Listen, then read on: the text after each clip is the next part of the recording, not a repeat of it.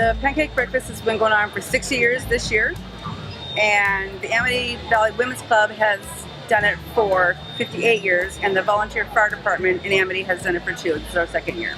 To put this breakfast on, it takes approximately 110 volunteers. We will serve about 1,100 people.